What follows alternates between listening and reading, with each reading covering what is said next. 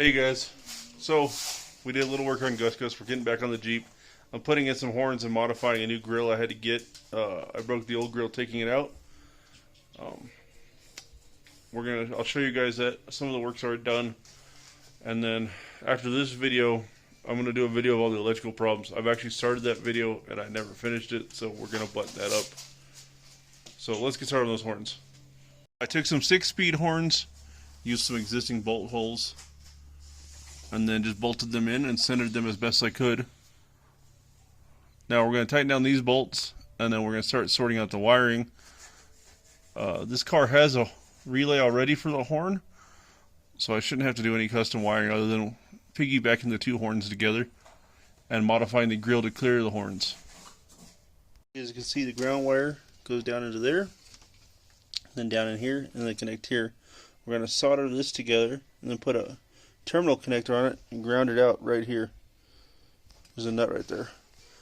And then here's my positive wire from the horn. It was broke and missing the connector, so I put a spade connector on it, and then we're going to make a connection from the two positive wires. I'm using 14 gauge wire, and we're going to do positive here and a positive there, and then connect them right about in here so they plug in.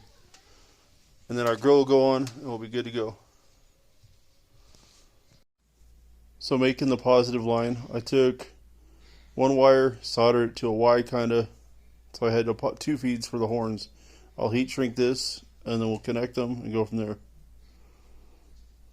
So you can see positive wires, I just zip tied them together to keep them clean. Then it goes down to this one, and then piggybacks, and it just plugs in here, like that. I've got to get a terminal ring end connector for this so I can ground it out. Yeah, right there, Nico.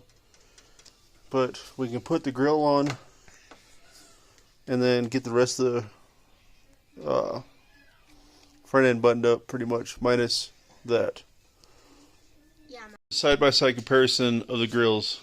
The stock one on my car that broke, and you can see how it's got this top tray in it. And then you go over here to the new one, we cut the top tray out. And then if you look at the bottom, this one's shaped to flow with the grill. This one has a couple big old plastic pieces here that we took off. Like this. So it'll clear the horns. Now we'll put these in place and go from there.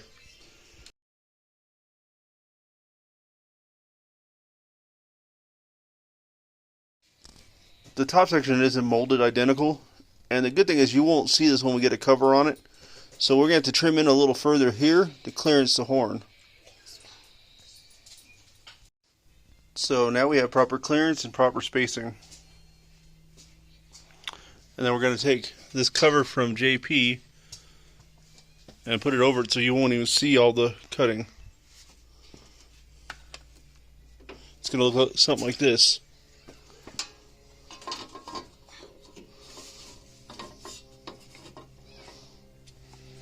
And then boom, you won't even know they're cut. Well, it's not sitting right because the wires are in the way. But here, I'll give you guys a better idea. Tuck those down.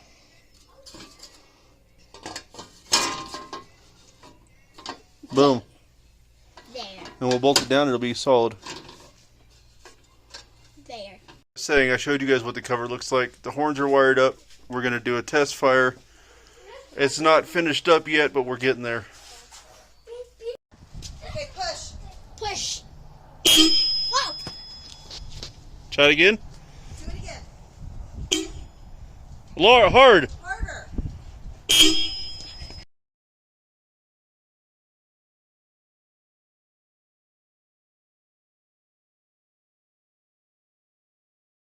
Alright, you guys. That's going to conclude the install of the horns. Problem number 2, car's been sitting for at least the past month, and I can't find the keys. So this is how we're going to end the video because I can't do much more to it. So thanks for watching, and God bless.